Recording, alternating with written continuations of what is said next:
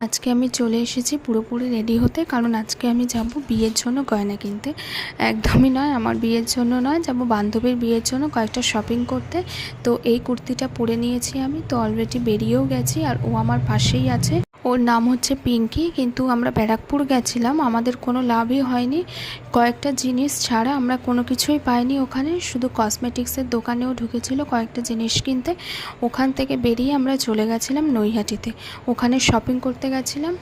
তো আমরা অলরেডি নৈহাটি চলেও এসেছি। আমরা যাব বাজার কলকাতায় শপিং করতে, কিন্তু ভেতরে ভিডিও করা অ্যালাউ ছিল না বলে সেরকম ভিডিও করতে পারিনি আমি।